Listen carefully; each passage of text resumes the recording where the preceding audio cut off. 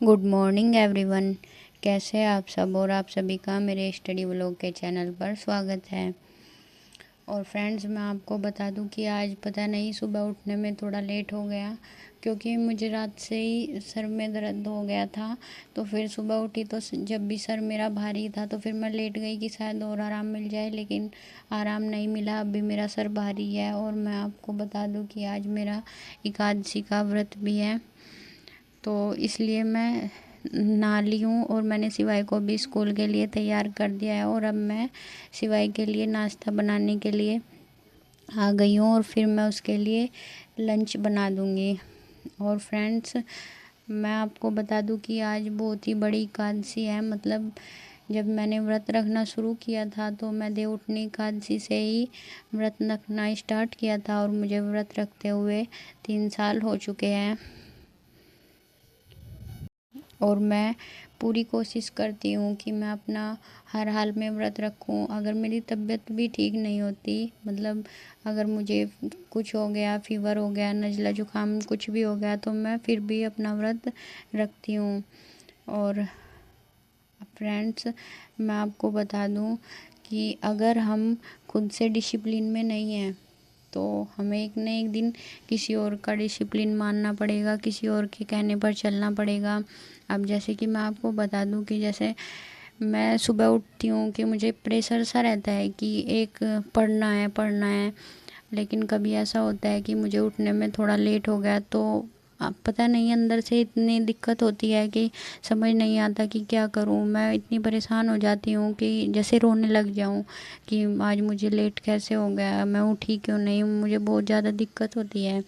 और फिर मैं सुबह उठती हूँ, कोशिश करती हूँ 1 से 2 घंटा ज़रूर पढ़ लूँ। और फिर पढ़ने के बाद फिर मैं अपने काम में लग जाती हूँ।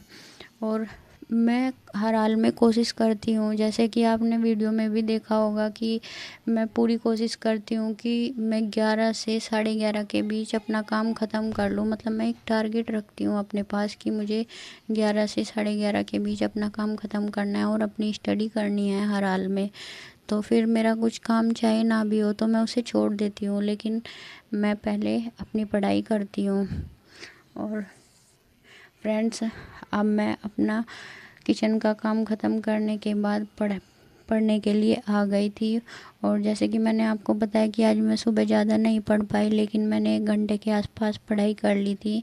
तो अब देख सकते हैं आप 10:30 बज चुके हैं, तो मैं अपनी पढ़ाई करने के लिए आ गई हूँ। और अब मैं 12:30 बजे तक अपनी पढ़ाई करूँगी, क्योंकि 12:30 बजे के बाद फिर मुझे सिवाय को लेने के लिए जाना है।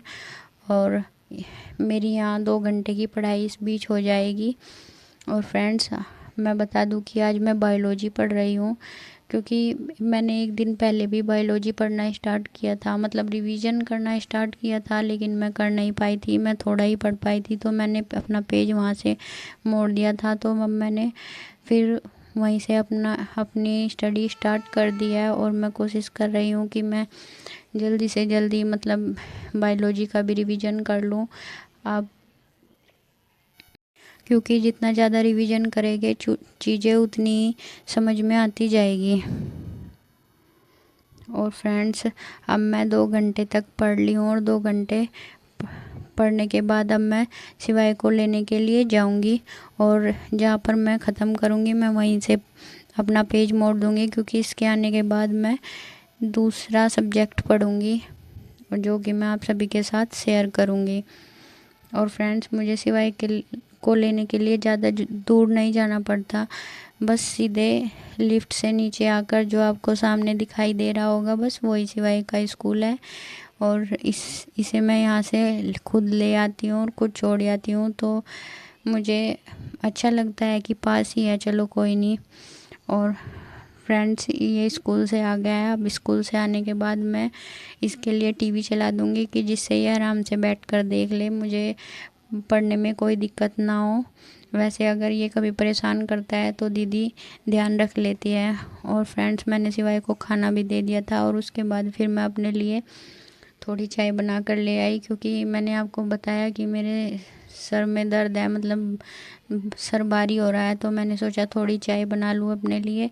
और अब देखती हूँ कि आराम मिल जाएगी क्योंकि बस यही है कि पढ़ना है, जितना ज़्यादा हो सके उतनी अपनी पढ़ाई करनी है। और आप देख सकते हैं कि मुझे 1 घंटा पूरा लग गया जब से सिवाय आया उसे खाना देने में और ख़ुद खाने में। तो 1 घंटे के बाद मैंने फिर से अपनी स्टडी स्टार्ट कर दी है। और अब मैं यहाँ पर, जैसे कि आप सभी को पता होगा कि मैं मॉक टेस्ट देती हूँ और उनसे जो क्वेश्चंस नहीं होते वो इस कॉपी पर लिख लेती हूँ और इनका मैं रोज़ रिवीजन करती हूँ। तो मैं वो ही रिवीजन कर रही हूँ और ये रिवीजन करने के बाद मैं फिर से मॉक टेस्ट दूँगी।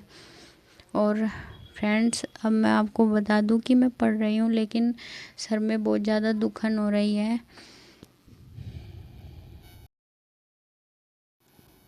और फ्रेंड्स, मैं आपको अगर सही बताऊं तो जब मतलब ये मैं जो क्वेश्चंस लिखती हूँ और मैं इनका रिवीजन करती हूँ तो सही में इन्हें करने से बहुत मुझे फ़ायदा खुद पे खुद दिखाई दे रहा है कि अगर आप भी ऐसा करोगे तो आपके लिए भी बहुत अच्छा होगा। क्योंकि जो भी ये क्वेश्चन है जितने भी, और इनका मैं डेली रिवीजन करती हूँ तो अब समझो ये मेरे बिल्कुल पक्के हो गए हैं पढ़ते पढ़ते।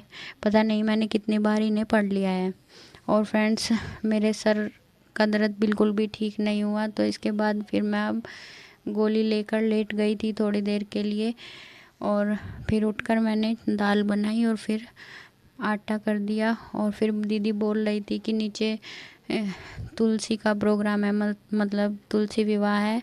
तो फिर मैंने सोचा कि चलो सर भी भारी हो रहा है, वैसे भी आज इतनी पढ़ाई नहीं हो पाई कि चलो मैं भी आज नीचे चलकर देखती हूँ क्या हो रहा है क्या नहीं। तो फिर मैं दीदी के साथ नीचे आ गई थी और यहाँ पर आकर मुझे सच में बहुत अच्छा लगा। क्योंकि ठीक है, मतलब हम स्टडी कर रहे हैं, मन नहीं करता कहीं भी जाने का, बस ऐसा लगता है कि नहीं पहले कहीं भी सिलेक्शन हो जाए। मन तो बहुत जगह करता है कि ये करे वो करे, लेकिन बस सबसे ज़्यादा ज़रूरी अब सिलेक्शन है। तो बस सोचती हूँ कि पहले सिलेक्शन हो जाए उसके बाद ही जो करूँगी जो करना है। लेकिन क्या होता है कि कभी कभी करना पड़ता है। तो मैं दीदी के साथ नीचे आ गई थी और यहाँ पर बोल रहे थे कि फेरे लगा लो, तो फिर हम भी, मैं और दीदी दोनों फेरे लगा रहे थे। फिर हमने 7 फेरे लगाए तुलसी माता के चारों ओर। और एक दीदी तो मुझे देखकर बोल भी रही थी कि ओ आज तो तुम भी नीचे दिख गई। तो मतलब मैं नीचे बिल्कुल नहीं जाती, बस सिवाय को स्कूल छोड़ने और सिवाय को लेने जाती हूँ। लेकिन कभी कभी ऐसा होता है कि मेरे हस्बैंड होते हैं तो मैं उसे भी स्किप कर देती हूँ, उसे भी लेने और छोड़ने नहीं जाती, बोल देती हूँ कि आप ही ले आओ। पर कभी कभी ऐसा होता है कि मैं सिवाय